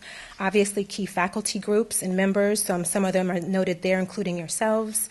We do have a cadre of campus strategy and working groups noted there by affiliation. You might not be familiar with CAE. That's a newly formed campus strategy and working group, the Coalition on Allyship and Engagement, whose primary focus really is to focus on whiteness and how that type of work relates to this type of work. We also engaged with PDAC, the President's Diversity Advisory Community Council, who gave us some insights around how to engage campus around these difficult topics, as well as engaging with guest experts. The African American Speaker Series in November brought Zena Howard, so we were able to vet this with her. She's an expert architect who also helped create the National Museum of African American History and Culture in Washington, D.C., so that was very insightful. And the last three, obviously are sort of reiterating what I said before. For us to conclude our work, we need to provide cost estimates by the projects. We need to help shape a campus message regarding an update on our work, and we need to finalize and submit the recommendations by the conclusion of the term. I yield my time. I want to point out one thing. Yeah. So when you're looking at this spreadsheet, just so you understand what the colors are, each color maps to one of those four charges. So you can see how kind of there are things that align with each charge. So as you're going through and reviewing this, you can kind of see how they map to what the committee was originally tasked to do. So, okay, now that's it. Okay, so I booked them for the discussion section when I should have booked them for the report section, given kind of how much time we've spent on other things. So my apologies to the group, and we're going to be following up with the committee to talk about how we can engage Senate to provide input, feedback, et cetera, to follow up on this. We have no other reports today. We have a notice of motion. The new program in data science will be coming to us. I expect that we'll have another notice of motion on the accelerated master's program, which will be a template model for accelerated master's programs to use to build out these programs. So we'll be hearing from the graduate school on that. Any other notices of motion? Hearing none. Any other business? Are you moving to adjourn, Chris? Thank you. Can we get a second? I don't know how to end this. Thank you very much, everyone. Have a wonderful holiday. We'll see you next month.